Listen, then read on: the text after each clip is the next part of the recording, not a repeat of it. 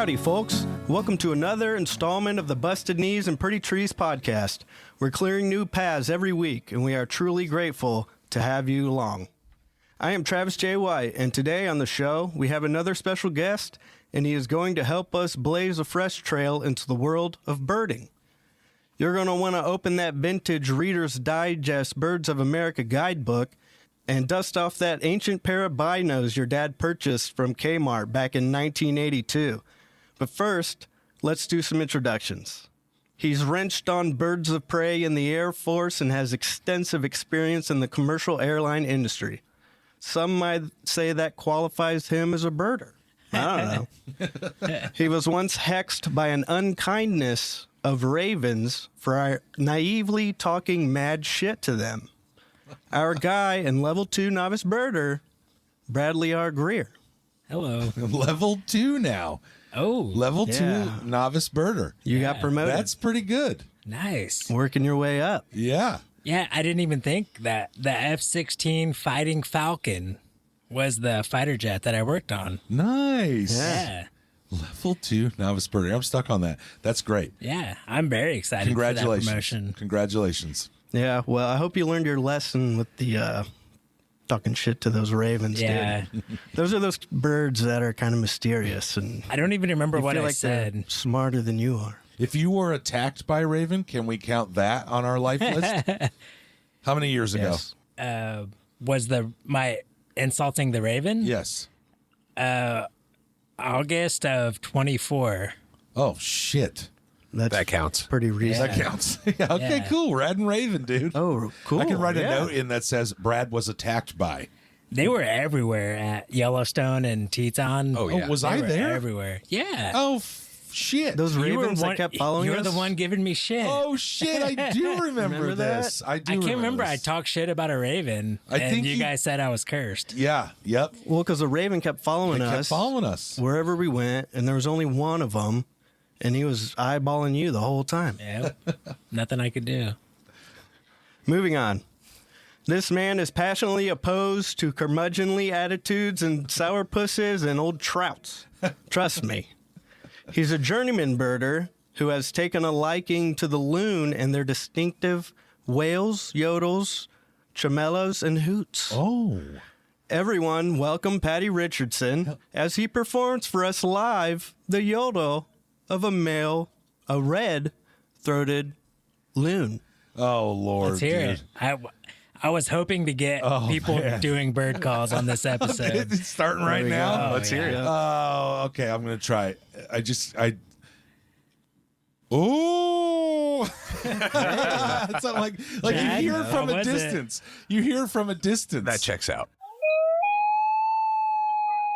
Yeah. Oh, nice. Yeah. I actually don't know. I I don't know. absolutely biffed that. I know it, dude. Didn't sound like a yodel. Yeah, that was fun though. And of course, as I mentioned earlier, our special guest. As you may have clued in, he's an experienced birder. He has over 250 check marks on his birding life list.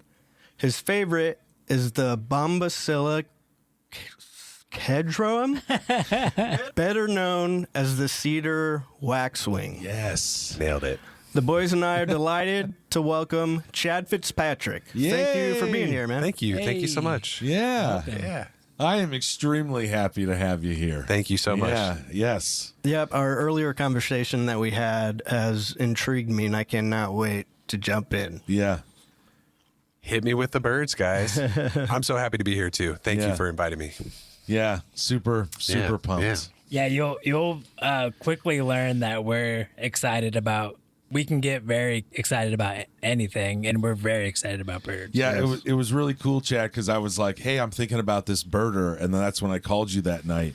And we talked. You said yes. And then I called these guys. And then the following day or something like that, we were just like on the path. Like not on the trail necessarily, but just like Went out birding. talking about it. The next day you went birding? Was it the next day? It was pretty close. It was the next wasn't day or the long. day after. It was that. really very soon close. where Yeah. you sent me those pictures Yeah. of birds. I was like, Yeah. man, you guys are going for it. You're doing Yeah. your research. Yeah, Yeah. it was just something to get into, and it was very cool. Yeah. And we've definitely been looking to forward to this podcast all freaking. Actually, since before. Yeah. We were recording other ones. We're just like, oh man, can't wait to Yeah, get to dare that I one. say we've mentioned you in older podcasts. I've heard it. We reference you. Like, we got to be ready for this bird. I mean, he bought his Yes. Knox, like, 2 weeks ago, Yeah. 3 weeks ago in They preparation. did look a little fresh. They looked Yes. some brand new. Yes. You know, I will be happy to say I was very pleased with myself when I saw that you had the same pair. Heck yeah. Like that's oh yeah. I was like, Send this out a guy, text message. this guy A has mass done text his, message. this guy has done his research. He bought the serious ones. Yeah, right? so Yeah. to get That's Brad. yeah. That is I've Brad in a heard. I've heard. nutshell, dude. Yeah. so to get a little familiar with you out birding, Brad and Patrick went out there with you yesterday. Yeah. That's right. What do you think are their chances to level up in the birding game? Oh, they just got to put the time in. They've got yeah. the skills. They've got the focus. Yeah. All they need is just, they just got to get the hours in. That's it. We got it. We Yeah. have time. There was a deer like 10 feet away from us and we didn't notice it, but Chad did. So we got to be more aware of our Just sharpen those surroundings. We know- skills a little bit. Yeah. We know what they need to focus on, and it is actually just focusing on. Just looking. You know, I can see that. Yeah. really see that that. would help a lot if we just focused on Yeah. in general. Yeah, kinda I did bring it up. I was like, like that deer that's standing right there. Yeah. And we look, and the deer's staring right at us. Yeah, And yeah. he's like 10 or 15 feet away. Yeah. It was embarrassing. And actually, then the next deer that we saw, we're walking down the path a little bit, and it's like, there's another deer, and Pat looks at me and says, "Are you on mushrooms right now? Like, how do you see this?" Dude, that thing blended in. Or Yeah, you'd see a it's so bird, funny. and you'd just be like, "There's one right there." Yeah. You'd be in he'd be in There's mid an eastern conversation. Boom, boom, boom. Yeah. It was pretty cool, man. I hope to be to that level at some point. Can I just ask a question? Is Absolutely. Journeyman 2, where is that on the ranking compared to level 2 novice? Well, I think you've had one more birding One trip extra than Brad. one with yeah. I mean, compared to Yes, Brad. yes. Yeah, so One- that's why you're a journeyman and he's Okay, still a so So novice. it goes level 1, level 2, journeyman.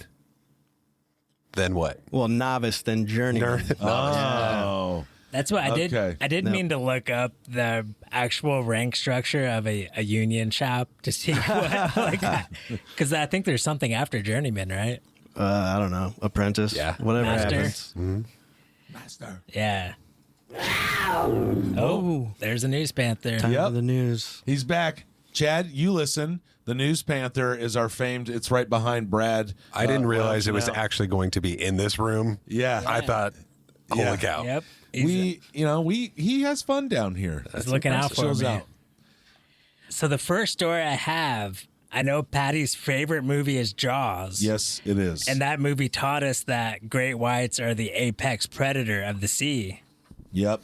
Well, I got bad news for you, Patty. Oh no. Somebody else is taking over. Oh. Scientists in Australia are gathering evidence that shakes up the long believed hierarchy of the oceans with killer whales taking the top slot, Killer whales? otherwise known as orcas. Yeah. They don't mess around. That doesn't surprise me. Yeah. I've been it's- seeing a lot about them. Yeah. So it's been long thought that orcas target great whites specifically for their liver. Like there's some videos out there of orcas attacking a great white, and it's just people on the surface taking, and they're just flailing Yeah. around and everything. And they come up and like flip it in the air and Yeah. stuff. Those are Yeah. seals. They'll like knock seals up, try to knock them Oh. out. Yeah. Have you seen those videos where they will like get into like a pattern and then go and like break up sea ice? Oh yeah. Yeah. To knock Like- seals off the ice. Yep. What? Yeah. Like they're send a huge wave towards it. They're yeah, very they're figuring smart. out like vibrations. and, Yeah. That is apex incredible. predator mentality. you don't Yeah. see great whites doing that. No, you don't. They just come up, boom, straight at you. Yeah. So what's significant about this was, normally like a lot of times in South Africa, there's a lot of great whites off South Africa, and they may see it happening in the water, but they can't get the great white to, like take DNA samples or see exactly what it was that killed it or why it died, how it died. Oh. So some observers reported from a beach seeing killer whales attacking great white. And I thought it was awesome because they had names for all these local orcas that they see all the time. And they can tell by like how their dorsal fin is, like if it's like kind of starting to flop over or whatever. Right. So they had names for all these orcas. So a couple days later, that great white washed ashore. So scientists were able to take the great white and they got DNA samples, and it was in fact orcas. Dang. And they targeted the liver. It was the liver, the digestive organs, and the reproductive system. Wow. Yeah, and that was it. They just left the rest of the shark because those are the most the liver is the most nutrient dense, rich organ that they could target. So they just kind of eat the guts. Yeah. That's very targeted for an animal. Yeah. I don't know a whole hell of a lot about animals, but that seems, I've never heard of that in any other, they eat it straight down to the bone, sometime the bone. Right. That's They're wild. just and they do it. These attacks are less than 2 minutes, and they're done. Well, yeah, because They it's have the just, liver. what is it, one big bite of the abdomen and just like, wow, gone. Yeah. Dang. Well, no, actually, so what brutal. they do is they grab onto the pectoral fin of the great white and then just thrash like crazy, and then it tears open the section of their skin where the liver is, and then what? they start biting and like digging into it. What? Yeah, Holy it's jamoli. crazy because there's even a story of, I think it was South Africa. Some people saw it happening and they dropped one of those cages in the water, and somebody saw an orca swim by and it looked like a peach was in the orca's mouth, and it was the liver of the great white. Because I guess Wow. it gives off like a peach color and not like bright red. Can I mention something? Have you seen My Octopus Teacher Oh, on yeah. Netflix? Oh, yeah. It's this guy that goes diving off the coast of South Africa, and he basically befriends this octopus. Like a little and he guy. follows it Real small. for, I don't know, over a year. Just It might have every been a day he couple would go years. record that octopus and just sees what it does, and it's just Like he it's built a beautiful, relationship and with it's it. fascinating. Like he comes in the water and that octopus will just like shoot straight He would towards recognize him and say like, "Hey, what's up, bud?" yeah. Yeah. But yeah, It's- just it really it's a shows beautiful dog. the brutality of the ocean. Yeah. Well, so this great white, the cut or tear, I guess, in its skin was 50 centimeters long or 19.7 inches. And like I said, it's near the pectoral fin. And they took DNA evidence, said it was an orca. So they just leave behind something. The orcas Yeah. do some type of DNA from their mouth, or Yeah, because it's like, I guess I don't know, but I imagine it's like humans. We have like spit. like that's the most potent DNA we have is spit and saliva. So I don't know if there's something maybe in the orca's mouth that just leaves a trace. And they can do Yeah. like bite patterns and stuff and know these are orca teeth. It's probably a different shape, like versus Yeah. something. I would think. Yeah. So one of the things with this is so now orcas and great whites. Orcas have a pretty vast. They eat everything. Seals. What are the elephant seals? Yep. Like just fish, everything. Like they come up with strategic plans to attack them. But that's a lot of the same food as the food of the great white. So now, like they're hunting the great whites too, and they're thinking it may upset the balance. Because if they start killing all the great whites and great white sharks have a decline, there's nothing to keep the seals in check. There's nothing to keep everything they eat in check. Right. And it may start altering their migration patterns because they're going to learn to avoid an area where they're getting killed. So, and then that would probably in turn change the orcas' migration patterns to get to the great whites to get them tasty livers. So Good Lord. it's pretty interesting. What's being done on any side of that? Do you No, know? well, like, right now is it they're just studying it? Yeah. Okay. Yeah. Like I don't know that. I don't even know if that they would intervene. Yeah, Because I don't know like how at you what would. point do you just leave Nature alone and let it do its thing? Because we're not talking like levels of extinction. We're just talking No. about a new Just predator taking over. Just could their population could just decline, Like in that area? or plummet. Might I also add that that doesn't bum me out at all as a Jaws fan, because if you know your Jaws history, Jaws actually was extremely destructive. I believe the writer of Jaws was like depressed because of the craze and the chaos he ensued in the oceans and the mass slaughter of these giant creatures. Yeah. So in terms of that, I'm actually psyched about that. You know, I hope nothing bad happens to an orca, Right. but also like it's nice that maybe that attention's not going to be on those sharks from the human side of Like, it. look, they're not. Go ahead. I think what you're pointing out is the ties of Hollywood's influence Yes. on the balance of the ocean, because Free Willy was a very important movie in the Yes. 90s. Yeah, and look at the effects that Free Willy has now had on the ocean. No one. Jaws, Yeah. Yeah. great whites are declining, orcas are inclining. Yes. I mean, Yes. Hollywood Isn't that controls incredible? everything. Just come back and make like a really nice movie about a shark. Like somebody A that shark befriends saving a a little gorgeous boy. shark. You know what's next? Yeah. Dolphins from Yes. Dolphin Tale, Yep. Dolphin tail. Exactly. Exactly. Dude. They're Yep. going to start hunting the orcas. right? In my mind, there is no evil dolphin movie. I just want to make sure here.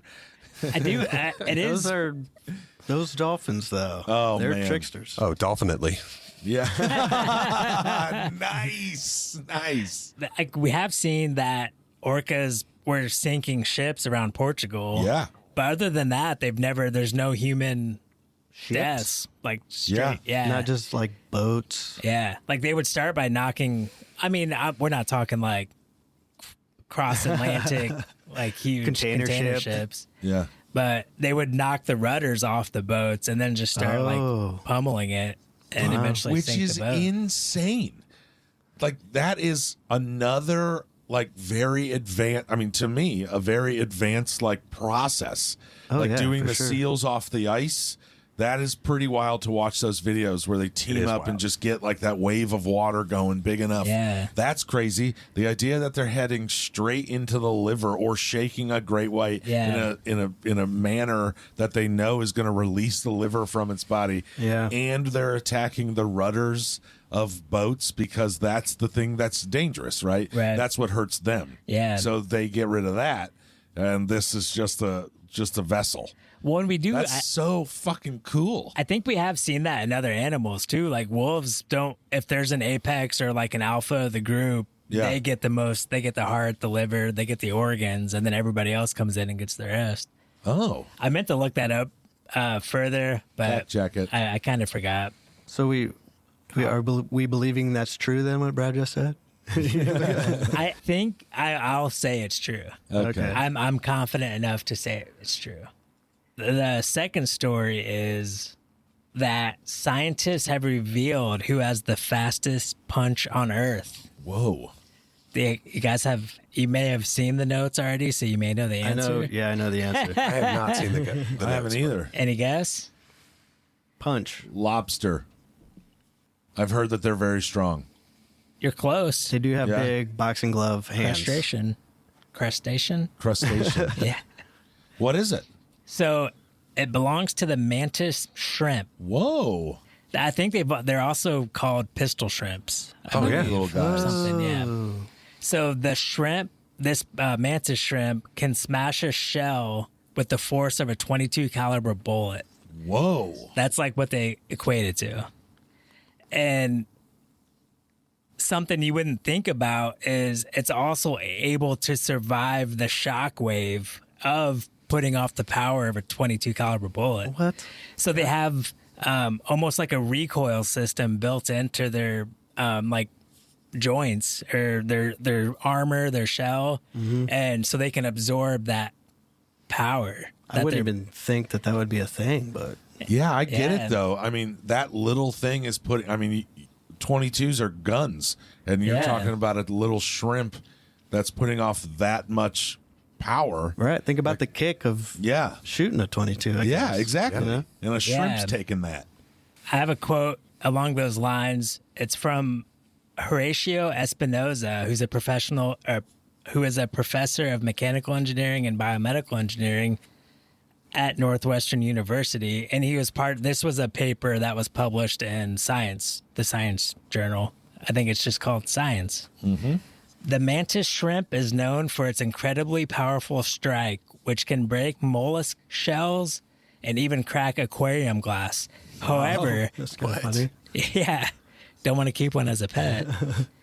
However, to repeatedly execute these high-impact strikes, the mantis shrimp's dactyl club must be a robust protection mechanism to prevent self-damage. And yeah, like Horatio was just saying how the shrimps use phonic mechanisms. I tried to look up what a phonic mechanism is, and all I could find were articles about like reading, like how to read Phonics, better. like yeah. phonic? Yeah. Phonic So maybe it's phonic mechanism. Yeah.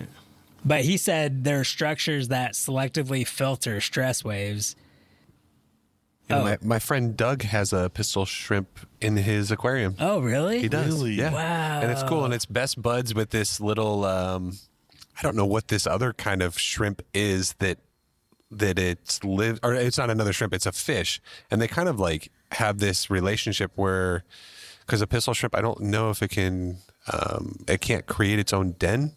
But this other fish is just obsessed with creating like this hole to live in, and they share this space, and they kind of go back and forth, and That's cool. yeah, it's awesome to watch. Yeah, that is. Yeah.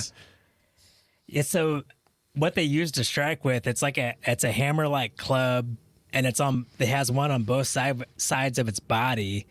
So he kind of winds up, and there's tendons that hold it in place, kind of like a latch, like a lever.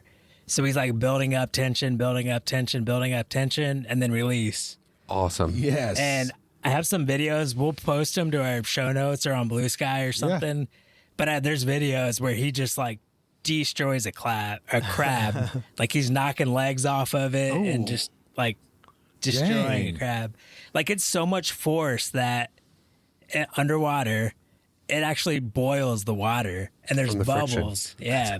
Amazing. How crazy is that? How in the world Yeah. do you evolve Fucking into blown that? away. And that's where it's like the same thing to where it's amazing that he like think of hitting a baseball with a wooden bat. Like that hurts your hands. Yeah. So imagine hitting with the force of a 22, like that he can absorb that.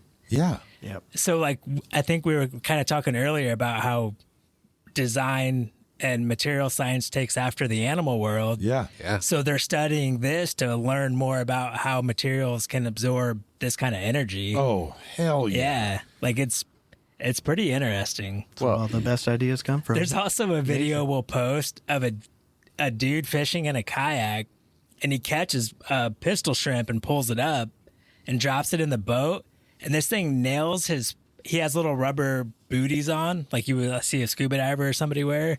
It pierces that and punctured his skin. Nice. And he's like bleeding all over his kayak. No shit. And he's like, that shit hurts so bad. What the hell? What? And then he realized what it was, and it was at the bottom of his kayak. So he's like keeping his feet up, trying to stay away from it. Dang. It's pretty crazy. So they're legit. Yeah. How far can it travel?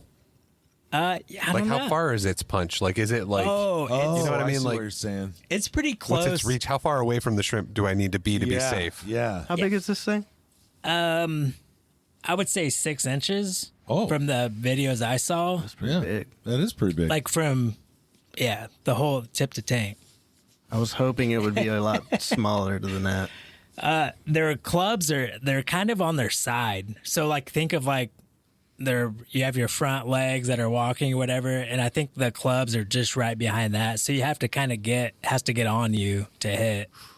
So maybe like a centimeter or two range. Okay. wow. gotta steer clear. Okay, so you're good. Just We're don't safe. pick one up. You're good. Yeah. And they look, we have a picture here. They look really, the colors are crazy. They look really cool. Some blues, some reds, some greens. Neon colored. is Yeah. Yeah. gorgeous. Yeah. Yeah, don't. That would be a nightmare. Having Yeah. one of those crawl on you. Yeah. Oh, man, Yeah, it just would. looking at it. I wonder if they're good to eat. And it would shoot you with a 22. That thing's absolutely stunning. So cool story. Fastest punch on earth. I just thought I've always heard of like the most colorful things, the most pretty things in nature are always the most deadly. Like the ugly things, whatever. Yeah. But that is a sea example of exactly that. Yeah. 'Cause that is absolutely gorgeous. The colors are gorgeous, but it's also got a punch that would puncture your boots. Yeah, it's like there's almost every color of the rainbow on that thing. Yeah, that's neat, Beautiful. dude. I have the mindset that if you're in the ocean, you're probably deadly, so I'm just not going to bother. Yeah, I feel that too. Anything I touch or brushes up against me, it's Yeah. something deadly. It's Right. Yeah. Oh, All right. man, that's the end of it. Yeah. Good stories, Brad. Dude, I am once again just inspired by those two stories. Good Yeah. job. We spent a lot of time in the ocean this week. Yeah, good job. Yeah. This one, you kind of did a little new, Yeah. just talk about an animal. Yeah. Which is Yeah. cool. Yeah. Yeah, neat. But they were also both new studies that were published. So Yeah. Oh, no Were kidding. those just published this week? within the last couple weeks, That's for sure. awesome. Yeah. Yeah, very cool. Good job. News Panther brings those stories to brings us. the Yep. heat for sure. Yeah, I thought the craziest thing was that they had long believed that great whites, that this was happening to great whites, where they were getting their livers eaten. But this is the first time they've physically been able to get evidence of it. Wow. Like there was even dudes that said when they would roll up on the scene after it happened, and they would see an oil slick basically on the surface, and you could just the smell. They know, like, oh, that's definitely smells like liver. Wow. Like that's a great white. They said once you smell it, you can't forget that smell. Yeah. So yeah, pretty cool.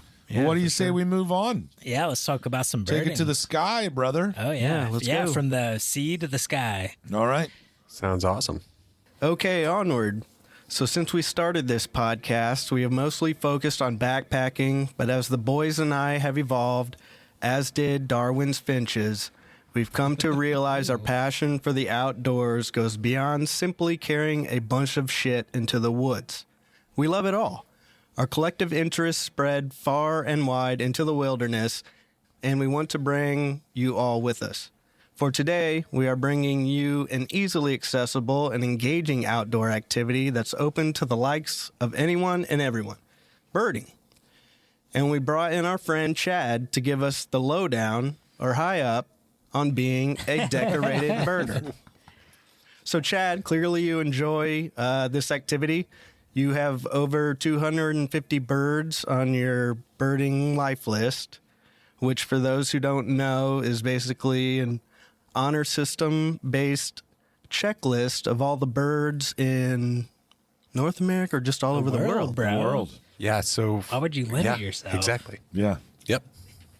Well, And I did no. go and look before this, just to be accurate. And to the birding community, I know this is not massively impressive. Yeah.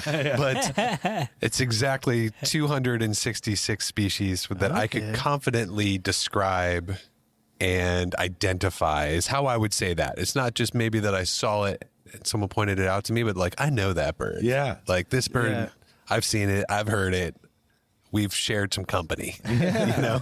Well, I think 266 birds that you can do all of that stuff is better than what I can do. Yeah, I And mean, so that I'll confidently Sounds say it. impressive to me. Yeah. Once you start, it's hard to stop. Are you saying Yeah. 266 just isn't a lot? Well, I mean, if you think about it, like globally, Yeah. there's nearly or more than like 10,000 species. So if I'm limited to North America, which is my experience, I think maybe so if you were to say just Indiana alone is probably around 300 to 350 species just in Indiana documented in all time. Wow. Right. And mine's, I've traveled a fair amount over the country and, every time I go somewhere on a trip, I'm going birding and I'm going to look and try and see things that I've never seen or heard Yeah, before. Yeah. So that would just take you all over the place. Yeah. It never stops because birds are everywhere. Like that's one of my favorite things about birding is you can do it anywhere. Yeah. Even in the desert, there are birds. Yeah. Even in The middle of the ocean. middle of the ocean, there are birds. They're everywhere. They're beautiful. What got you started into birding? Like, what was your what got you there? So I have always been, I've always loved the outdoors, 100%. My wife, Leanne, and I have always gone camping, backpacking, doing all sorts of large road trips and doing all this stuff. And, when we would go hiking, I would notice them, but they wouldn't actually catch my attention to be distracting. Yeah. And the exact moment where I was like, whoa, what is this? Was actually, I was in my car. I was driving to my family's place in Michigan. Yep. I was coming up to a stoplight and I see a dead bird in the road. And I stop and I get out of the car and I go and look at it and I'm like, holy shit, this is the most beautiful colors I've ever seen. And it was a Baltimore Oriole that had been hit with a car, and it was really sad. Yeah. But I texted a friend who's a bird nerd. We'll just call it that. Yeah. Okay. And I sent him a picture, and I was like, "What is this?" Yeah. And I know, and he has this thing where he has a lot of birds in his freezer. I don't know if it's a thing. It's a thing for him. But I was like, "What is this? And do you want it?" Because I think you do. But I looked at it. I was like, "This is the most beautiful, vibrant orange that like you can't describe it until you see it." I agree with you because my parents were lucky enough to have a pair of Orioles build a nest in their tree like 2 or 3 years in a row. Awesome. And they have such a beautiful song, and their nest hangs down from like a low branch that's just one of the ones that kind of wave in the breeze. And it was just really cool. They make like a sock, like this thing that just hangs down. It has an entry hole, and like it looks like something Dr. Seuss would draw. Oh yeah. Yeah. And maybe they was inspired by that. I don't know, but that's exactly, and it just goes into it. But they are gorgeous, and their song is beautiful. Yeah.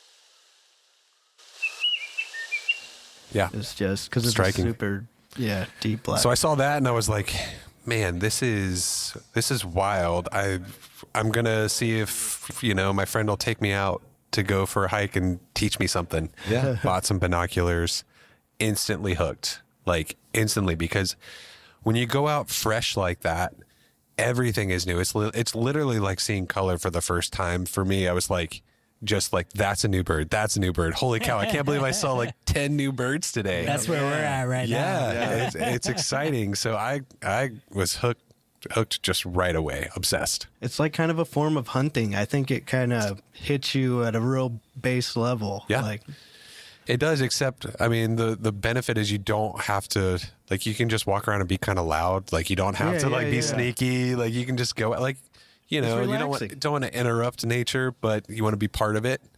Yeah. Yeah. Right. Yeah. So it's like a very respectful, like, just kind of super relaxing. So I just got into making that a part of my day every single day. Yeah. Like, I'm going to go spend some time in the woods. I'm going to go try and see something new. I'm going to try and learn something new. There's so much to learn. And then I just kind of felt like I got to this just realization really quickly that just birds are kind of the best thing that this world has to offer. Ooh. Like, literally, I have this. They're beautiful to look at. Yep. They're beautiful to listen to. They cause no harm whatsoever. Right. They're amazing parents. They travel globally to raise their youth in the perfect environment. So they can appreciate going on vacation to Right. Costa Rica. Yeah. They put in the work, and they work hard every single day. They can't take a day off. They're just kind of like, Right. they're just wonderful creatures. You were and they telling can us fly. this- Nothing else can fly. Except, That's a pretty big bonus. And they've what I been mean? around for tens of billions of years. yeah. You were telling us the story yesterday out birding about how they're also the protectors of seeing and alert kind of everything of what's around. Oh, And then, yeah. Brad, you were telling the story of the ravens or the crows. Yeah. Right? And I found that just to be another quality of a bird, like just to make them even more beautiful, that they can alert all the other animals to what's going on. Oh yeah. Yeah, they're not going to be jerks. Like, they're helping each other out. Like, they have the ultimate community. Yeah. Where they're taking care of each other. They're going to notify them. They're going to alert them. Like, they're going to protect their brood. Yeah. You know what I mean? Is it like an interspecies thing too? 100%. Nice. Yeah. And even like, think about how smart that bird has to be to like look up, because there's different kind of hawks that will eat birds and some that won't eat birds. And they know based off of that wing shape, is this danger or is this not danger? Yeah. From so far away. Man, that is crazy. It's Well, wild. So, like you talked about traveling around to see birds, do you ever get into the backcountry or into the wilderness and spend some time out there to specifically try to find certain birds? Or I haven't gone out specifically to see certain exact birds. Like there'll be like a tangent trip. Like I'm going hiking and I'm going birding. Yeah. And sometimes I'm going hiking and I'm not birding because I will walk so slow that my kids and family will just be annoyed by it. That's what I'll be stopping to look at every single little bird that I see. And sure. so it's kind of like sometimes I gotta put the bins away and not even bring them with me. Right. Yeah. So if we're slow backpackers, you're saying that you would make us even slower? There is a potential for that. Or I would just have to put them away and have intentional birding time or intentional hiking time. get to camp early, then we can go out and look for birds. Yeah, or that first hour of the day, maybe that's like the time I want to spend doing that and then go for. But also, knock out you're miles. passing quite a bit of terrain, so you might miss some terrain. So you want your binos with you. I mean, I'm kind of feeling like we just start extending our trips to 16 days. Yeah. I mean, I'm definitely taking my bins. Is that what they call them in the biz? In the biz? That's the bins? And you just reached level 3. Ooh. Level 3 novice, dude. Cool. Live on the Holy mics. crap. Yep. But I'm definitely taking them backpacking, and I'm going to be researching what to look for when I'm wherever I'm at. Oh, absolutely. It's a new level of everywhere I go. excitement because everywhere you go, it is different birds. Yeah. There's different opportunities. And it's Absolutely. like leading up to a trip, you're always looking up everything about that trip. So now it's just like another cool thing to look up. Absolutely. Yeah. I kind of look at it like look how obsessed the world got with like Pokemon Go. Oh, yeah. And like those things aren't even real. They're not real at all. Birds, Only they knew. regardless of the efforts to say birds aren't real, you know, that's out there. They are real. They're beautiful and they cause no harm. They're just beautiful. They're the best this world has to I offer. never thought about Pokemon Go being. I also- It's like birding. It is, dude. Yeah, and I guess Hotspots. it is. And actually, there's this service called eBird that you can sign up and you can like keep track of your sightings that you've seen and your life list. Spots where it's like a concentrated group where you're going to have really good odds of seeing these birds. They call them hotspots, and I think that's the same thing in Pokemon Go. Is like you go to these like hotspots, and I don't know, technology. You know, We got to get on the eBird thing. Chad said you can connect it from the Merlin. yeah, they So, connect. What? Oh, nice. Yeah, I'm pretty cool with that. What's the Merlin? So the Merlin app is where I got started our life list on. Oh, okay. So it has these really cool for all your listeners out there. It's got this really cool like you can search the bird, you can put in where you found it, and then it gives a really neat tutorial about what the female or the male looks like, what their young looks like, what the region that they are generally in. I can't wing patterns, I think. Oh, yeah. So it's really neat. It's just a neat way for us to keep track of the birds. And then eBird was cool because Chad was telling us about that yesterday, where you can actually like see other people's life lists or collections, so you can compete. Like you can see who has the most birds in that region or wherever, right? Yeah, You're yeah. saying? Yeah, and So I'm just like another level. I'm a huge data nerd. Like I love things that just like that I could track or like compress down, filter out, like all of these things. And eBird is one of the coolest databases in the entire world to me. Man. Sweet. It's like you're making a list of birds that you saw at a GPS location at a time and date within a county, in a state, in a country, on the globe. So like you can filter down to these things. So and then you share it publicly. So if I want to look, what have people seen in my county, let's say Wabash County in Indiana, I can go look there and see recent sightings in Wabash. And then I can go to the location. So let's say there was a rare bird that showed up in Wabash County at this place and someone saw it and documented. I can go there and likely have a chance of seeing it. Wow. Nice. They really have turned it into real life Pokemon. It is, but real birds.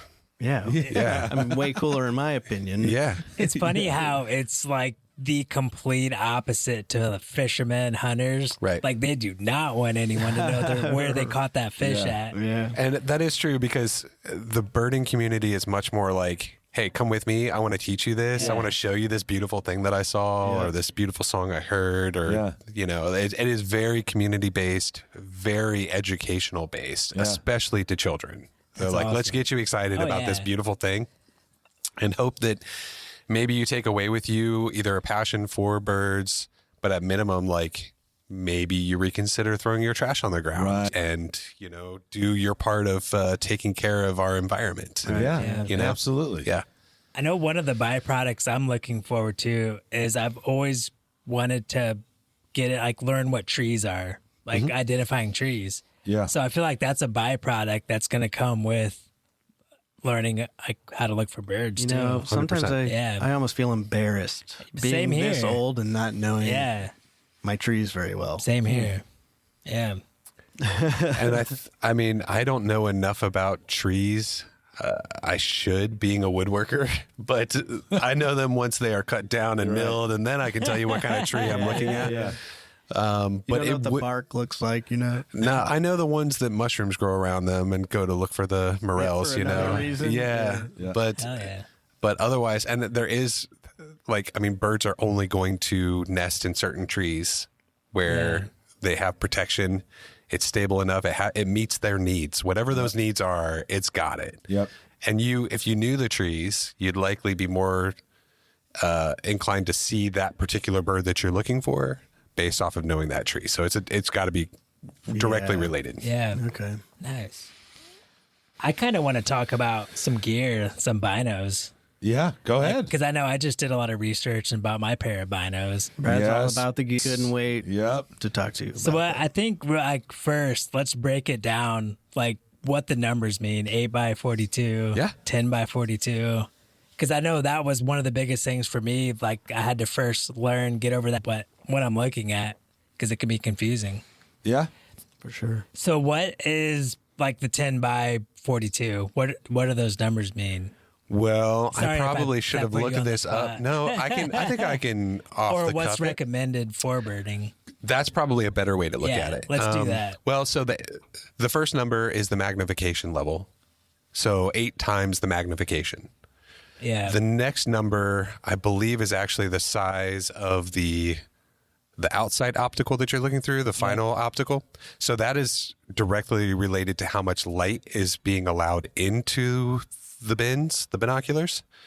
So the bigger that glass is, the more light it brings in, which means the sharper the image, the more colors you can see. Oh. So there's a fine balance of them being like 8x42 is exactly the right size for most birders. Okay. If you go more powerful than 8, like a 10x50, let's say, that's going to be a really big set of binoculars. It's going to be super magnified, but they're so powerful that your hand's shakiness will actually keep you from being able to see a clear image. Yeah. Because, you know, if you ever look through a telescope at like 60x and one little thing shifts and like you can't even see the moon anymore. Yeah. So like think of that with binoculars. Like the stronger it is, every single little vertical change or horizontal change is magnified way greater at the point that you're actually focusing on. Super interesting. Yeah. And then makes sense. So the small binoculars that you see that are like travel ones that might be like a 6x20 or 4x20 or something like that. They have this tiny little light, like a tiny little glass at the end, and they just don't allow very much light in. Everything looks a little dim. Everything looks a little dull. Yep. Yeah. They're not like what you've got. Yeah. What do you have, Brad? I have the Vortex Crossfire 8x42s. Nailed it. What do you use? First shot, nailed it. I have the same exact ones. We showed up and we're bin twins. Yeah. Except I was being a tryhard with the full harness and pouch vest on. I thought you looked cool, dude. Oh, thanks, they do look cool. I was trying to look cool. I thought you looked cool. Yeah. And for your backpacking setup, I will say that having the stuff around your neck is not going to be comfortable after a minute. Well, that was one of the first things I learned because you talked about the smaller, compact ones. And I was looking for, like, thinking surely somebody makes a lightweight, small, compact pair of bins. And No, like it is what it is. It's lenses, it's mirrors. Like it is what it is. They're gonna be big. They're gonna be bulky, and you just have to suck it up or get a monocular. If you want to see clearly at that distance, you're gonna pay for it. What about the monoculars? Because I got to say, I was looking at the Knox brand of monoculars. Yeah, same here. And those things seem pretty cool. Like, does that change anything in terms of the 10x42 or the 8x42, or is it still just referencing that monocular as well? I think it would be the same rules. Really? I'm pretty sure. I don't see why it would be any different. Yeah, yeah. So that's cool. I mean, small, compact, those must not weigh anything, because I've seen backpackers that carry that monocular version. And I wonder if you'll see things in less depth detail. Right. So maybe it just looks, I mean, does that happen when if you close one eye, things are less sharp? Yeah, like you definitely lose don't depth get- perception. Yeah. for So sure. I think that's different. But Yeah. that's like when I had an old pair that I bought years ago, probably for like $40, and we went out, and I know these guys were describing colors of a bird they were seeing, and I was not, like, no colors were popping. You're like, No this looks kidding. gray, like a gray bird. And so it does. And then I got these new ones, and we saw some Eastern bluebirds yesterday, and that was a beautiful brown chest. Like insanely blue. Yeah, crazy. Yeah. It was crazy. The Yeah. brown backdrop helped too, Yeah. but that was pretty cool. It's like a little blue streak. I was like thinking that jet earlier blue. when we were talking about that, like especially this time of year, which I'm assuming is not the best time of year to go bird watching. But those bright Every colors, single day is a great day to go bird watching. There's Hell always yeah. birds I out love there, that man. answer. Yeah. That's awesome. But they stick out. Those cardinals and those eastern bluebirds, are so bright, yeah. especially after snow. That is so cool. Right. Seeing that. You are oblivious if you Yeah. do not see those streaks of red and blue flying by. And the prettier the bird, it's probably a male. Yes. Okay. Yeah, So the, the more brighter drab colored- colors, yeah. those are for the females. Yep. Yeah. Yep. So we were seeing males, and then I think we did see a female, right? You pointed Yeah. out a female. We saw a eastern female bluebird too. Yeah. Yep. That was cool. As you said, Check. just wait a little bit. The other one will probably show They'll up. be around. Yeah. That's right. And what you said about just not even, I don't know if you just said something about not noticing them or having them stand out or just blend. It's like, Yeah. I think that's another thing that jumped out at me when I got into birding. It's like, first of all, birds are everywhere. There's beautiful things everywhere. Yeah. And how come I wasn't paying attention to this beautiful thing before? That's right here, everywhere in my backyard. It's distracting now. Once you notice it, it's like, oh, there are literally birds everywhere all the time. Well, and that brings Fuck up around on my gutters. a good question, because I know like my parents have bird feeders and they have hummingbird feeders, and my dad let me borrow his 1990 Reader's Digest bird book, Cool. and I noticed he had bookmarks in it, and there's the birds he looks out for at the bird feeders and everything. Like, is that still considered the same? Like, if you saw a bird at a bird feeder, do you still think that's check, like mark it off the list? Oh, yeah. Okay. Yeah, totally. Yeah, you're just drawing them in there. And I think an important thing to remember about bird feeders is that they are for us and not for the birds. Yeah. They're for our enjoyment, not for the survival of that yeah, bird. for sure. Yeah, we You know? talked about that. Tell us a little bit more about that. I was intrigued, and I'm intrigued now to hear what Chad's point of view of a bird feeder is. Yeah, that's interesting. Well, so if you're going to install bird feeders, you want to, like I said, they're for us. The birds don't need them. They're perfectly capable of finding food to eat. They're not going to starve. Like, they're here because there is food here. And they're pretty. And they're pretty. So if you're going to install a bird feeder, you have to have some consideration about it. Know that it's for you. Put it somewhere visible for you and somewhere where you're going to remember to take care of it. So Oh, yeah. I didn't think about yeah, that. absolutely. There's all sorts of things that you can actually do. You can do more harm than good by having a bird feeder. If you're not going to take care of it, they need to be washed on a weekly basis. You need to sanitize it. Otherwise, you can spread funguses throughout species. You can cause all sorts of issues with those. Havoc.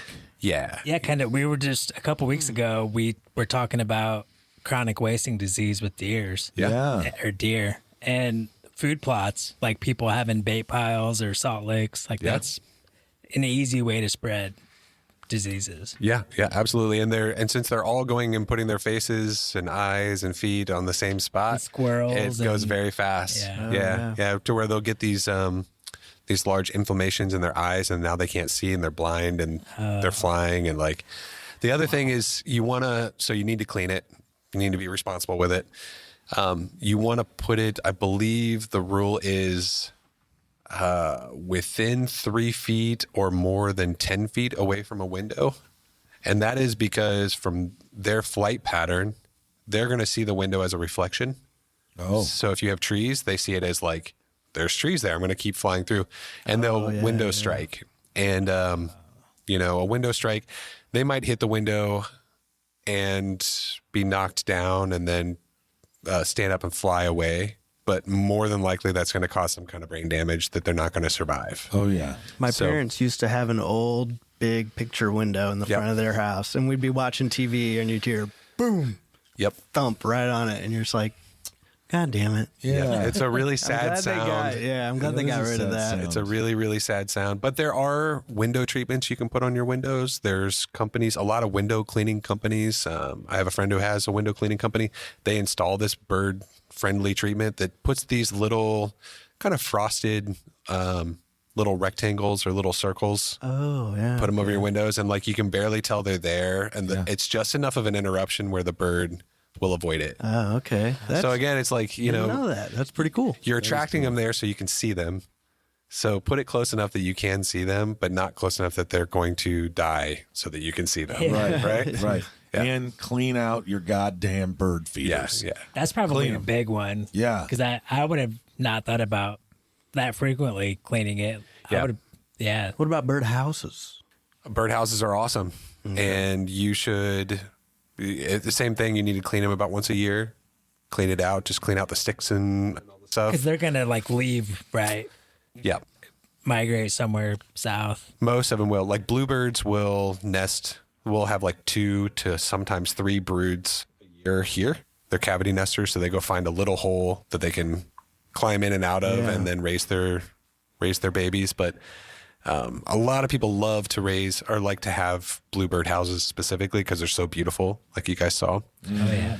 The only problem with it is that there are invasive species that will come attack those. Then they'll go into the house and they'll actually just crack the eggs or kill the babies. And those are invasive species like starlings and house sparrows. Starlings. Those were the ones I was thinking about, just kind of being disruptive and chasing away other birds and stuff. Yep. And those are introduced by man here, and they're non-native, super destructive. My mom, Native species. my mom hates them. And man, it sucks because there was a story about how they were introduced to the U.S. and it's something dumb as shit. Like, why the hell did you do this? Like this, I mean, I can summarize my understanding of it, but someone missed, like they're native to Europe. And when that person, that family moved to the United States, they missed that and brought it with them, and they released them as like something to remember from home, which is a very like sentimental kind of beautiful thing, but it's massively destructive. Oh, yeah. That, Yeah. I don't That find is- that, that does sound beautiful familiar. or I know. sentimental. Like that is ego and disgusting. Well, it goes back It to happens all the time. Yeah. There's Well, always let me throw invasive these fish in the species. pond. we were or let me, talking like, about you that know. story about Plants, the fish, couple that birds. built that house on the creek in the national In park Glacier. in Glacier National Park, and that to me is like the same thing. It's like, just such arrogance. Yep. To think that whatever your thought of home must be brought, like, and then you introduce that species. That is just so. I'm sure that never even crossed their mind. Which I understand that a little bit. But just the arrogance in that, well, it's and that's just- what in the 40s and 50s when feathers were and hats were a huge thing. They wiped out a lot of species, and very much like a lot of them were on the endangered species list because of that. Yeah. Let's get on to a more happy topic. Can I ask you a question? You got another one? Yeah. All right. So I've become a bit of a bird geek. I understand this through listening to you, us going out, and then us going out a couple of years ago. I enjoy this. And you said that you have seen 266 birds that you can identify and know their song. Yeah. Okay, what is your favorite bird song? My favorite bird song is probably the rose-breasted grosbeak, and it is such a. If it's so in the spring in Indiana, all of the birds kind of show up from Costa Rica at the same time. Yeah. Which there's some really cool tracking systems that like you can see like estimates of bird migration per day of like 2 million birds moved through Indiana today. Wow. Like something like that. You can get that online? Yeah. It's very cool. Bird migration tracking. But like that day that they show up, you go outside at sunrise and you're like, oh, they're here. Like you can hear it.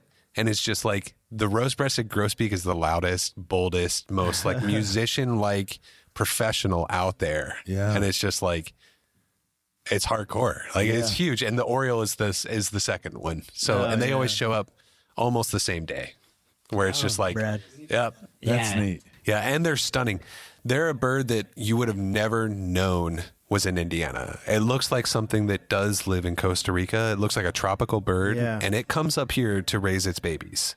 It's black bodied with a white chest that has like a red big patch on its chest. And it's just so they will go to bird feeders as well. So if you put out a bird feeder with black oil sunflower seeds, they will show up and just mow down. Oh man, I'm gonna tell my parents that. Yeah, black oil sunflower seeds, and like they're so beautiful. They'll pile up on a 1 foot or like square. They'll get like 20 just jammed in there, and they're really big. They're like like bigger, like robin size or larger. Oh. Wow. Yeah. Tell us about your favorite bird, the cedar waxwing. Yeah. Yeah, the cedar waxwing. Well, real quick, let's do this. I'm gonna try to put these clips in. So, what was the first bird? Rose-breasted grosbeak. Okay.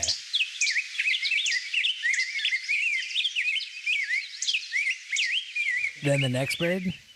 Cedar waxwing.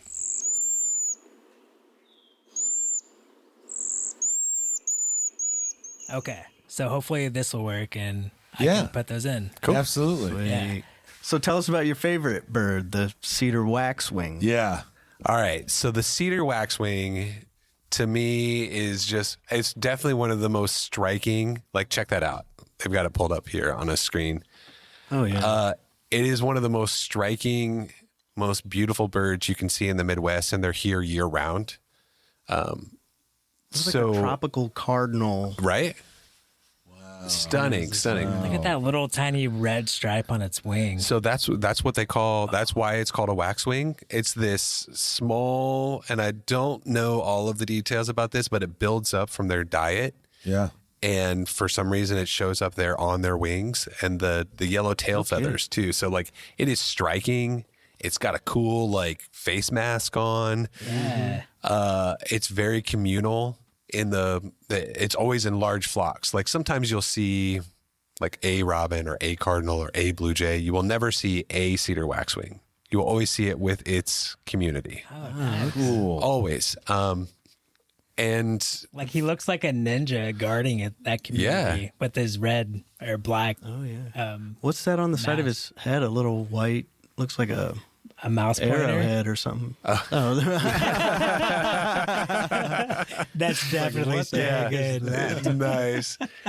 So the other thing about it that's really interesting is it does eat some insects, but its main favorite food is berries. And a lot of birds eat berries. That's not really that interesting. Right. The cedar waxwing is smart enough to wait for the berries to go through winter and freeze and thaw and freeze and thaw and ferment until they turn into alcohol. Whoa. And the cedar waxwing enjoys it at its ripest alcohol. And so they can actually get drunk from those berries, and That's people have crazy. found them like all passed out Holy under smokes. a crabapple tree just after enjoying a whole, like gorging themselves. And That is awesome. I know. See? He's like, So they're he's like the old lady when stop pressuring me about bringing twigs back. Right. I had to go out for a drink. The bartender Mo, you know. So that means that awesome. that means they figured something out. Yeah. that other birds didn't figure it out, and they're patient and like all these other kind of thoughtful things of like all the levels that you have to add up in the ability to just like have concepts of things. They figured that out and enjoy something that humans also enjoy. Yeah. So I don't know. It's a freaking cool bird. That is so cool. Yeah. It's something I've been taking very seriously, like what my bird is going to be. What is your bird? Yeah. What is your bird, Brad? Have you landed on it? I haven't. I don't mean to put you on the spot. I but don't think I have one. have. I have a favorite bird. Let's hear it. It's For the Brad? belted kingfisher. Heck Oh, yeah. I thought you were a loon guy. No, loon is. I have a dream of canoeing in the Boundary Waters, and up at the Boundary Waters, everybody tells you that you'll be woken up by loon calls that are miles away and right next to you, but it just bounces off of everything on that untouched serene lake and water system. But so I'm super, and they have the red eyes and the black coat. Yeah. And it's just a neat bird, the loon is. But It's the Minnesota state bird. is it? No kidding. That is really cool. We were talking Which about is Makes where sense. the Boundary Waters That one is. 100% makes sense. Yes, I'm on board with makes that one. sense. Yes. Better than the robin, Michigan. state Yeah, bird. Michigan. You need Get to with get it. better, dude. But in terms of favorite bird, the belted kingfisher, or I'm pretty sure it's the belted kingfisher. Is You nailed awesome. it. You nailed it. We've been on rivers up in northern Michigan and done. I mean, we've done over like 300 miles on the river systems up there, and it is so cool when that kingfisher's like you're kicking up all the sentiment. Yeah. And as you're going, the kingfisher, every time, no fail, that you'll just have one or two that are constantly following your boat and just diving into the water behind you. Just whatever for- you're disturbing. Yeah, for the whole 300 miles. You know what I mean? They're it's beautiful. just behind you. And it is so cool to watch. Yeah. Plus, they have And like they are very beautiful. Long nose, beak, and kind of a mohawk, and it just looks stealth. almost like a pompadour. Like it Yeah, looks like if pompadour. Elvis were a bird. That's how I've always thought of that one. Of Yeah, like look at that. this- Oh, wow. Isn't that cool? You and guys, the orange Oh, is the much belt. smaller. Wow. Yep, the you guys orange have is the belt. to. Yep. You guys have to look these pictures up as you're here. Yeah, I'll post them on our Blue Sky for sure, so everybody can see what we're talking about. Yeah, that mohawk. They're the ones that just dive into the water like an arrow. They do it down, but when we're in the river, like it'll be like on the branches that are over the river. Okay. So it doesn't necessarily, like the ones I've seen, it doesn't necessarily go straight down. It goes at this neat angle, so it's like it Like hits- skimming. Yeah, like skimming. Yep. It hits the middle of the water, skims it, then straight back up to another branch and just does a diagonal pattern all the way down the river with us. And they're noisy. Like they have like they are. they sound like a laser. Yep. Like firing off like really fast, rapidly. Yep. It has this beautiful sound Yep. that you just hear the whole It's time cool, you're cruising. man. Wow. Yeah. See, I think that's a big part of me choosing too. Is I want a beautiful song and a beautiful bird. Yeah. Got to find the combo of things that Well, hit me there's just plenty right. out there. Yeah, That's for sure. You that's a know, good one. That's a cool looking That's bird. always been my favorite. do you know the first time I ever saw a belted kingfisher where I was, Pat? When? It was shortly after I got into birding and just noticing them. Yeah. But in all of the places, it was sitting on a power line right on Jefferson Avenue, just outside of Jefferson Point. Really? The word, yeah, not in nature at all. Holy smokes. And I was so excited. My whole family was in the car, and this is like just outside of a mall, like a very, Yeah. like urban area. And I'm like, belted kingfisher. I'm so excited. I pulled over. I was like, it's right there. I would have never thought that. I Yeah, could that's the totally- first one I ever saw. It's not that That's far cool. from Eagle Marsh, and like No, that's true. there's ponds right there. Yeah. But really, it's like a power line. Yeah. It's not the coolest place to see one. Yeah. How tall would you say that thing is? I'm having a hard time getting a perspective I on bet its it's like size. 6, 7, 8 inches tall. Like it's not a good small. bet. Because it looks, small- yeah, No, like it they're- looks small and cute, but Their wingspan's probably about that. Yep. Okay. Oh, yeah. okay. So, and About 12 inches. 12 inches ish is my guess. I'll be blowing these dudes up if I see one of those. For yeah. sure. Well, when you come on that trip with me up north, you'll see. I swear to God, like never fails that it'll follow us the whole way. No kidding. And Guaranteed. they're year round in Indiana, so they're up here all the time. Even when the water freezes, they will go to an area that is less frozen or opens where there's some current, and you'll see them right there. Yep. Guarantee you'll see it. That's like when we would go fishing in Charleston, and there's slot limits that are pretty narrow. So if you catch like a sea trout, you throw it back, catch a sea trout, throw it back. And dolphin eventually just start swimming around our boat. And every time we'd start reeling a fish in, they would come up and just start circling, waiting for us to throw a fish back. And they would damn near just grab it out of the air and take it. Awesome. That's what it reminds me of, like you in the kayak or canoeing. Yeah, absolutely. When we travel to the beach, we love to like surf fish, just surf right on the beach. And the great blue herons down on the Gulf, they know what to look for. If you walk out to the beach with a fishing pole and a sand spike and a cooler, a blue heron, every single time I've ever gone out, a blue heron will come up and land within 6 feet from you and then just park it and be like, what's up? Let's hang, dude. I know what you're doing. It's so cool. And it's like, as soon as you pick up that fishing pole, as soon as you pick up the sand spike and start walking out there, it sees you. And we had this really interesting thing happen a couple years ago. We were down at like Gulf Shores, but out by Fort Morgan, down at the end of that island. Yep. Pretty remote where we had our house, and we were fishing a lot, and we're out there and there's a great blue heron just hanging with us.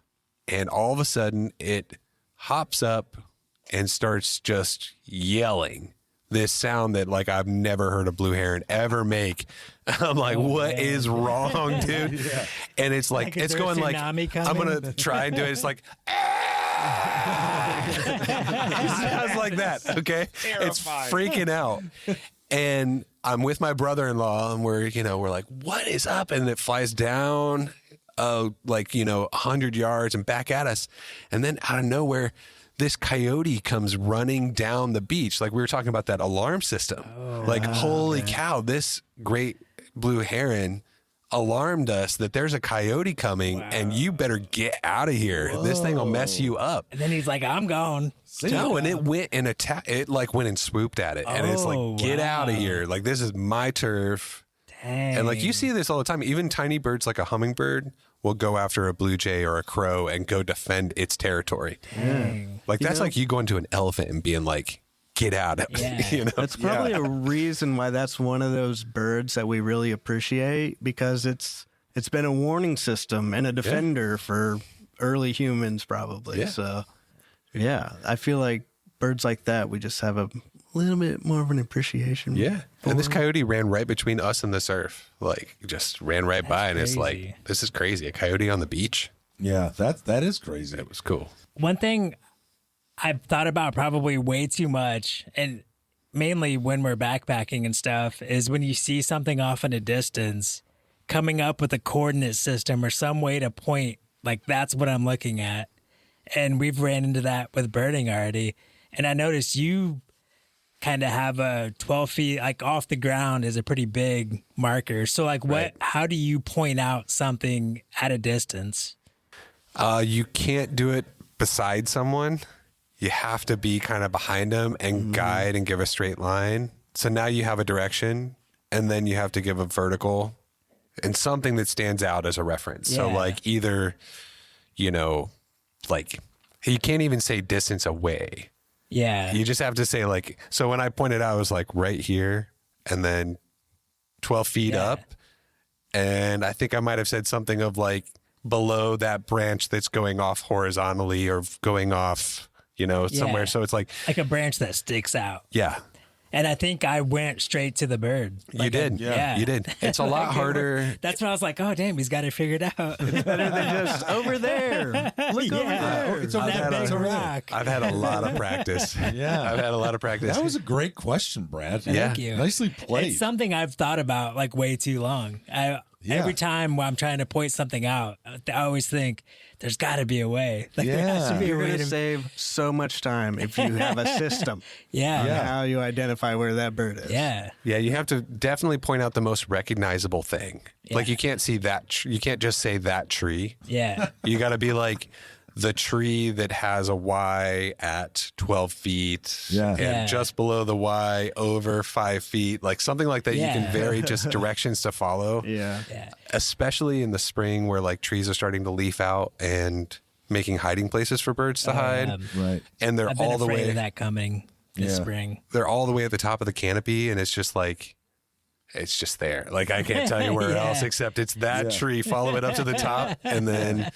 But you really don't spend any time birding, like scanning with your binoculars. Like you find it without the binoculars, and then you magnify it. Yep. Like you find it with your eyes, and then you make it bigger Yeah. with Big the picture binoculars. first. And that's another Yes. thing like comes with the zoom is the zoom is if it's 10 by versus 8 by, you're going to have a lot harder time finding stuff Yep. Yes. because you're usually kind of in a canopy or in a forest and Right. not looking that far. Yeah, they're way too strong. You don't need something to see something at like 300 yards. Yeah. You're talking about a bird that's like 2 or 3 inches long Yeah. that is like 40 yards away. Yeah. You know? Yeah. Could you imagine playing Where's Waldo with a little magnifying glass? You couldn't see the rest of the Right. map. It would Yeah, be. oh, yeah. It would take you forever. Yeah. So That's- that's a perfect analogy. That is a Dang. perfect Never- analogy. Wow. Never thought of it like Good that. Lord. We need to trademark that or something. Kind of want to try it. Great. I'm stunned by that, Travi. Great You job. nailed it. Well, that's kind of like I think I asked you last night when we were out, how much does that hearing the bird and then going to find it play into versus just like looking around and finding it? It's a sensory game for sure. If you have both those skills, you're going to see and acknowledge more birds. Yeah. Yeah. If your hearing is not so good, I think we talked about this of like, I'm glad I got into birding at a younger age, Yeah. like in my mid 30s. Yeah, like or most so. people don't get into birding until they're like older. So Like the hearing sucks Yeah. and their vision sucks. Yeah. Yeah. Then they can really crank up their hearing aids That'd and be hear cool. everything. Yeah, I can't wait for that. yeah, And put you out of it. as you're birding from your 3-season room. And just rocking out a life list like off of a yeah. But the technology is a great thing. I think we talked about the Cornell Merlin app. Yep. It has a AI function that can listen to what you're listening to in real time and pinpoint this bird is singing at this point. And not even that. If you stop the recording, you can click on the bird and it will go back to its bird song that you just heard in the recording and play that exact live sound. Yeah, It's incredible. that's really incredible. I wonder if you can download that for offline use. I think you can. That's all. I'm doing that. For I'm pretty sure. That really is an awesome app. That's Yeah. And it's free. just like Pokemon. It's free. And it's so cool. And a lot of times at the end of the day, I get home and I'll have a beer on the porch and just have it going. And it's like, all right, what am I listening to? And as you're learning, you can listen, like be intentional about listening to your neighborhood of birds, but have this tool to kind of guide you at the same time and be like, okay, I think that was a house finch. Damn, that is. Oh, it was a house finch. That's I just rocked awesome. it. It's like Yeah. having a teacher right It there makes beside you you. so proud of yourself when you're right too. Yeah. Oh You're man, like, that's really cool. got it. Now, recently I got a bird feeder for Christmas from my parents that has a camera built into it, like Yep. a ring I've camera. seen these. It has an AI ability to recognize the bird, and it is wrong more than 50% of the time. It's telling me rare birds that live in Peru, and I'm not talking about Peru, Indiana. And it's wrong most all of the time, actually. But it is cool. I can log into it. I can pull up my phone while I'm at work and take a break and just be like, all right, what are the birds up to? And then more often than not, there's a squirrel on that bird feeder driving. And it's like I can turn on the microphone and yell at it and it doesn't care. But it is fun. It's a lot of fun. I just put up a security camera on my porch, and at the top of the columns, there's a perfect ledge for birds to build their nests on. Nice. So now I'm waiting for that to start. I bet you'll start seeing it pretty soon. Yeah. because I saw a red-winged blackbird today, which is the first sign of spring. So Nice. So now is the time when we need to be getting out there over the next month, or how long does the migration season last? So for our neck of the woods, peak is really that first week of May.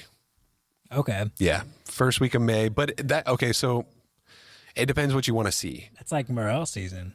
Yeah. Ooh. Yeah, it's no coincidence that like beautiful birds show up, Two birds with delicious one stone. mushrooms show up. Yeah. Two birds with one stone.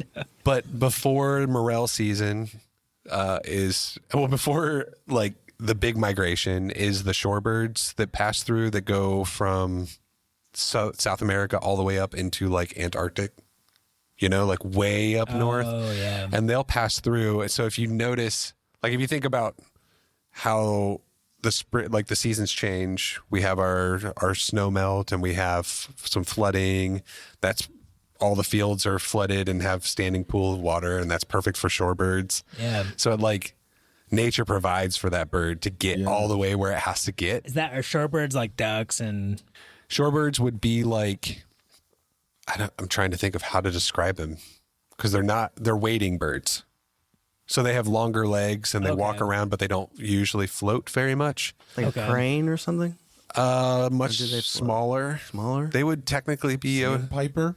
yes. Boom. Now you're getting man? Does he get journeyman level 3? Level 1 journeyman. Way to go, Patrick. Yeah. Thank you. You Dude, did it. we are advancing, Brad. Yes. Travis got to keep up. Oh, man. I shouldn't have missed that trip yesterday. Yeah.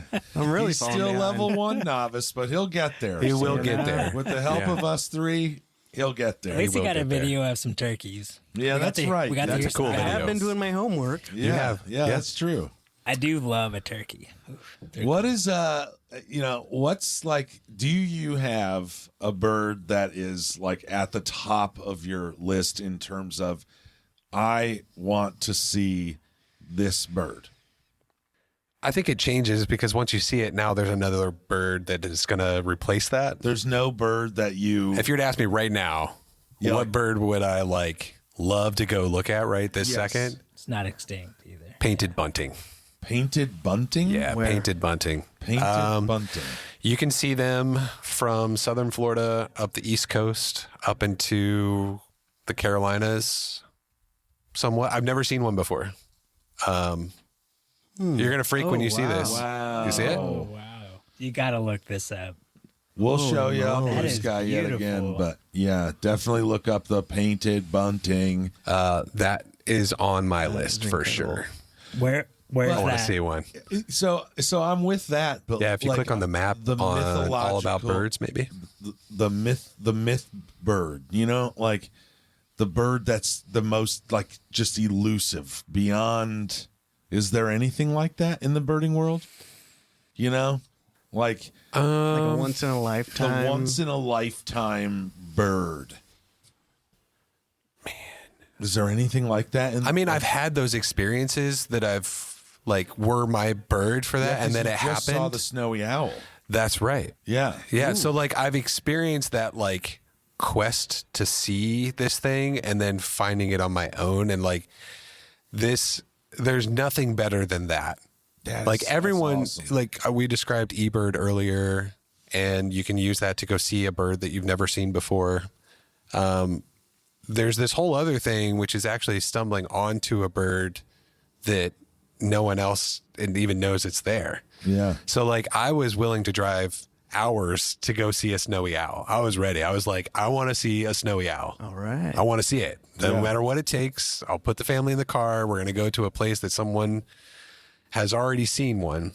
And I dropped off my kids at school and was taking the long way home, just being like, maybe I'll see it, because it's just random. It's there's no rhyme or reason why I'm going to see one in this location. Right. Yeah. I can't go find this habitat that it lives in because that's in the tundra, way north. Right. But you can go and look during known times where they have these eruption years. And this was an eruption year. So I'm like, everyone online seeing snowy owls. I want to see one too. Come on. It's like Aurora Borealis when that it's comes like that. around. So I drop off my kids at school, and I'm taking these back roads, just kind of wasting some time looking. It's like maybe I'll stumble onto one, and I take a left on to head home, and like, I kid you not, right there on a post 50 yards from this highway is a snowy owl just sitting on a post. Nice. And I pulled over and I'm like, holy shit, Like, there it is. Like, do they rub your eyes? Yeah, I did. It's like, it's right there. Like, I didn't have to travel. And also I had this moment where I could just sit there and be like, no one else knows this bird's here. It's just mine. It's just my moment. It's 100% me and this bird that doesn't even know I'm really looking at it or care. So it's like I sat there for like a minute just like in awe, and I had my bins with me, and then I'm like just like gushing over this thing. Yeah, I bet. And I called Leanne and I was like, you're not going to believe this, but there is a snowy owl just like 2 miles from our house. We don't have to drive 2 hours this weekend like I was planning on it.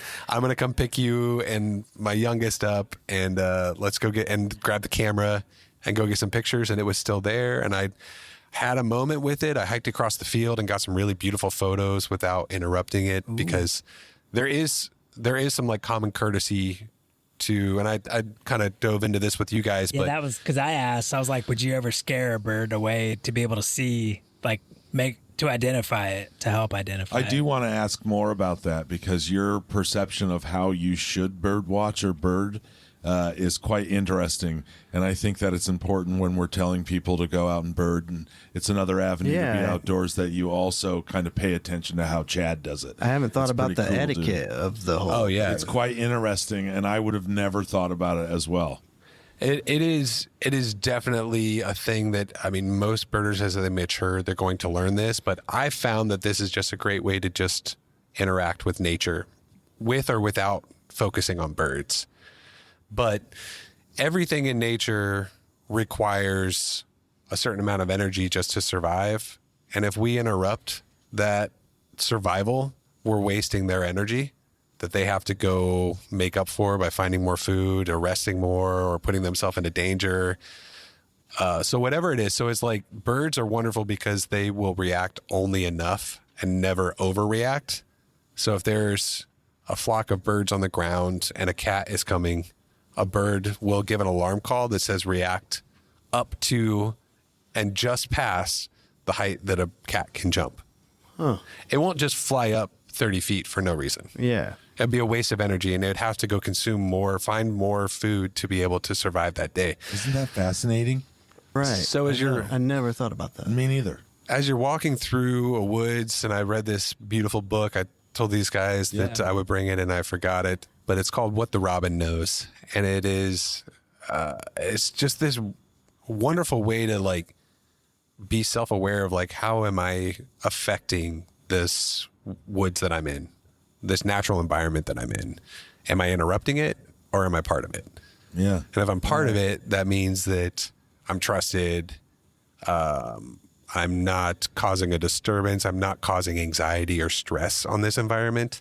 I'm just part of its baseline natural state, right? So walking calmly, not being stressed out. Like I don't know how else. Yelling for no reason. Yeah, like you can definitely, even the way you walk. Like, are you dragging your feet or are you picking your feet up when you walk and like not making a ton of noise? He was saying that he oftentimes like sits by a tree or sits at the tree and just becomes one with that area, so that everything can just relax and know that nothing's, messed up, nothing's in chaos. So then they're not exerting that energy. I think that is awesome. I also just think that's a metaphor for life. I think so too. The ones that are hidden will probably be more likely to come out. They will, because at first they're like, well, is this a threat or not? Yeah. And if it's a threat, I need to react right away to be safe. And if you walk in a non-assuming, non-threatening way, like a grizzly bear is not a threat to a bluebird. Right.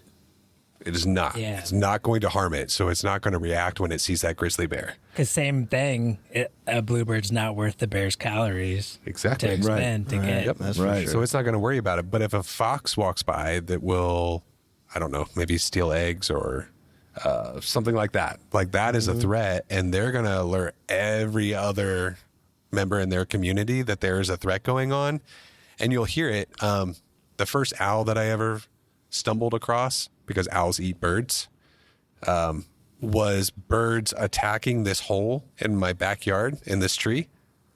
And I'm like, I couldn't see anything, and I'm watching for a little bit, and it was right as I was reading this book. And I was like, I bet an owl's going to pop out of that hole. And I just sat there with like such huge anticipation. I'm like, oh, it's going to happen. It's going to happen. That would have been a very fun afternoon. And then it just popped up. And I was like, sweet, first owl nice. ever. And What it was it?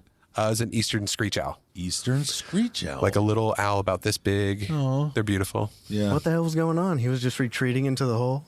It was hiding in this protected space while bluebirds, titmouse, nuthatches, blue jays, everything was just going and screaming at it, saying, get out of here. We don't trust you. You're not welcome here. Yeah. Like, you eat us. Cool. And he popped out and just like, damn, are they gone? What's going on? Damn. What the hell did I do? Yeah. That I do have a fascination with owls, and I don't know that I've ever seen one or known that I've seen one and been able to say like that's an owl. Right. And I really want to see one. Yeah, they're awesome. On our first, Oh, I love them. They're my Definitely favorite. some of any my of them, favorite birds, like- for sure. That's my are they opinion, pure? too. Is it, like, how do you see them? Because they're nocturnal, right? So are they out dusk and dawn? Is that the best time? Or? Pretty much, but like a screech owl will warm itself up in the winter by being in a hole that has some sunlight facing it, and it'll just sit there in that hole. Just So like literally just go out for a walk in the woods and look for a hole in a tree, and you might see an owl in it. wow, Otherwise, barred owls, the pro tip right there. Especially Yeah. if the sun is shining yeah, in they on seem it. to like that. Okay. Otherwise, barred owls really seem to kind of favor those like low light conditions of gray days that are kind of dim. Yeah. They'll be out and about during the day. So if you go to a national park or state park on one of those days, you'll have a better chance of seeing a barred owl just during the day. what kind of owl did we see on our trip when you, me, and Bazzy went? I think we saw a barred owl. Barred owl? Pretty sure. I just remember it being like big and awesome Yeah. looking. I also have a story about the snowy owl. And you can call my bluff if you want. I used to have a photo. I might somewhere. I hope he does. But it snowed one day, and me, Bazzy, and Ashley were outside in the backyard here, and we were building a snowman. And we were all kind of hunched over, but all of us felt like one big bird fly like right over top of my backyard, aiming for my neighbor's tree. Yeah. And as we looked up, we saw it land, and it was 2 houses down in the backyard on a tree, and it was a snowy owl. Are you It going to was- put it on your life list? Well, no, because we're doing this as a joint life list, and that was probably Okay, all 9 right. years ago. We can't but- count the backlog. Yeah, that's But it was a right. pure white. It was pure white Snowy owl. It's probably sat on that tree for roughly an hour, to the point That's where we were like, amazing. we just kind of moved on after however long of us being in awe and trying to take photos in the middle of Yeah. the night. But the photos that we have, and Ashley can corroborate, and I believe so can Sebastian. But it was chilling in our neighbor's yard. That's it was awesome. awesome. So that's my Pretty cool. second owl now. Yeah, I think Is that the owl in Dumb and Dumber? I don't know. Is It that was don't a know white. either. It was a white owl. Then it would be. Yes. Yeah. That's what they're trying to save Yeah. in the Yeah. When they That's wear right. the tuxedos. I'm pretty sure the snowy owl is one of the largest owls oh, in North America. So I'm quite sure. It was, I guess, yeah. I like, always feel bad about. I mean, I feel like on the spot of like my facts better be like factual. You're fine. But I think our fan base is ravaged. They'll come out. cut me a little slack here. No, it was pretty big. I mean, like it was enough for us to be like, whoa. You Yeah. know what I mean? And when it flew right over, and we didn't see it, we didn't anything until we looked up, and that's when You just sensed it. At that moment, Right. you felt it just go right by you. It was cool, dude. I mean, we were out there. It was nighttime. Yeah. So it was neat, but we definitely sat and looked at it for probably a half hour, Yeah. 45 That's awesome. minutes before every that bird time left. I've seen one, it's always been very impressive. Yeah. But I think I've probably heard them more than I've seen them. Yeah. For Yeah. certain, because they have very distinct sounds. They do. And then and each species has just a totally different sound, and you can kind of identify because there's so few around, at least the Midwest, like species. You can get those down pretty easy. Yeah. If you just listen to them for a little bit, Yep. you'll hear them out there, and it's really cool. Yep. We heard one in Yeah, I was just gonna say that. what was that camp called? Camp Low, Camp. Oh boy. We don't- name all of our camps. That Okay. we stay Yeah, at. yeah. That's why we can't remember 'em. Yeah. There's so many. It was like Camp Lowland or something. That's what it was. Because it was me recovering from altitude sickness, Yes. so we Yeah. got as low as we could. Yeah. Yeah.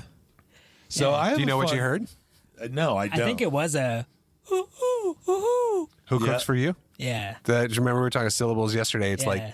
if you hear who cooks for you, who cooks for you, that's a barred owl. Okay. Yeah. It must have been what it was. Yeah. Barred owl. And it sounds Chalk it like up. almost sounds like a weird kazoo. Like oh. Like that, like something weird. I think so. like real yeah. throaty. Yeah, they're weird. What's the great horned owl? Because their hoot kind of sounded It's more like a hoot. more of a. Yeah. Hoo. Yeah. Like a hoot. Yeah, Man, just what a hoot. creepy Just a, sound in the middle of the night. you should listen to what a barn owl sounds like. I have. Have you? Yeah. It sounds I like think a the screamers or Yeah. sounds like Yeah, a yeah. dying child. It is creepy. A sad thing about the barn owls, they're native to Indiana where we live. Yeah. And they really do not exist here anymore because farmers would put poison out for rodents to take care of mice, and the no barn way. owls would be attracted to live in their barns, and then they would eat that poisoned rodent, and then they would be poisoned and die. So like, man, the effects of humanity on nature are none more relevant than like seeing it in And the those barn owl. owls are very unique looking. They're Yeah. wild looking. I have a fun story about owls and their effects on humans. So, from what I understand, the owl's also the seer of souls, right? That's the myth of an owl, is there are the seer of souls. So when an owl in the ancient world would show up, they knew when death was coming. They would only show up when death was there. And there's a theory or a myth out there that Rome, how it was built and however, and then gone within a day or whatever, that whole theory or thought process about how It was built in a day. built in a day, but then it like fell fast. Yeah. Rome wasn't built in a day. That's what I was going to say. I thought it wasn't built this day. It fell fast, whatever it is. Yes, that's right. But there's a theory or a thought out there, or whatever, a myth out there that an owl landed in Rome and everybody just picked up shop and rolled out because they knew that the end was coming. Oh yeah. Yeah, That's the seer very of souls. poetic. I always wanted it as a tattoo, and you'll see tattoos of an owl like holding a clock. Okay. Because the time is up when an owl is Right. there. Whoa. And I just think that's really neat because they do seem like very much the creature that, you know, when you see them, they're just looking at you. Like they know you're there long before you know they're there, and they just watch you. Yeah, I put You them know? in the same sort of category as Yeah. ravens Yeah, and right. crows. Yeah. Like there's symbolism Yes, to it. exactly. And Absolutely. I think that's probably carried through civilization for a long time. Even today, you think there's something weird about those animals, and they're kind of sinister, and it's a little weird. They're beautiful, but there's something there. They know something. They definitely do. Have you guys ever heard? I don't know if I heard this on an NPR, like a Radiolab episode one time, talking about this. Man, I wish I could remember where it is. Maybe we can Google this as I go through it. But there is this this cultural tradition of, you know, instead of burying our dead, they would put them up at the top of these towers, and they would call them silent towers.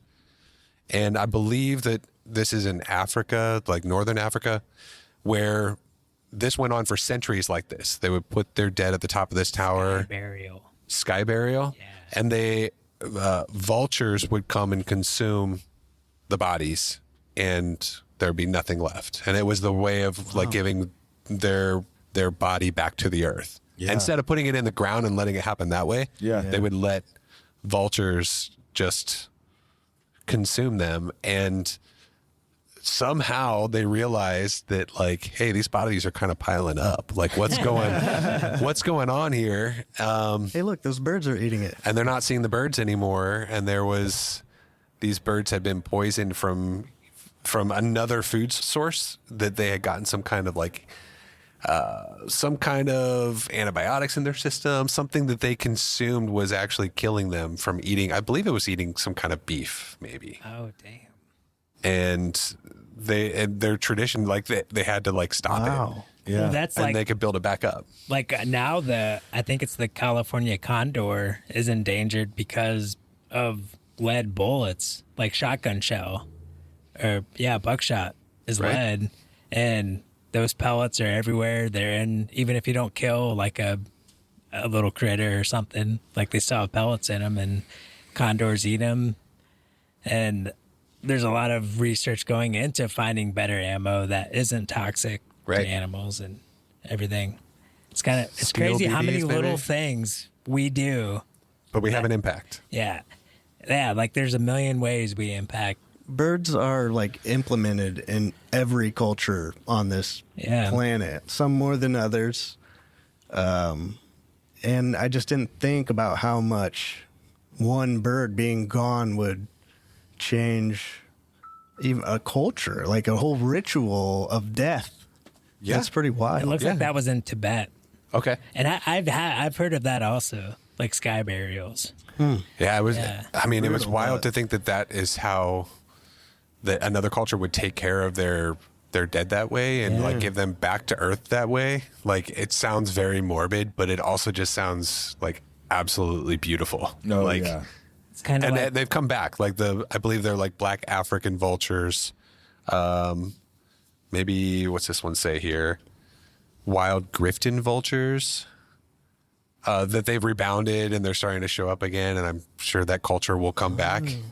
But that's wild. Sometimes That is I wild. just think that everybody just finds the easiest way to get rid of the bodies. Yep.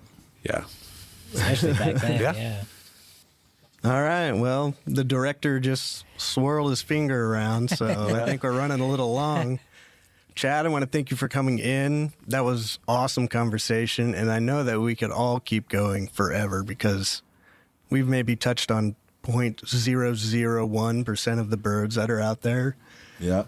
So, thanks again, and I think we're going to get out of here. Yeah. Keep on sauntering, everyone. Hey, thanks, Chad. Thank you very Thank you. much. Yeah, thank you. Yep.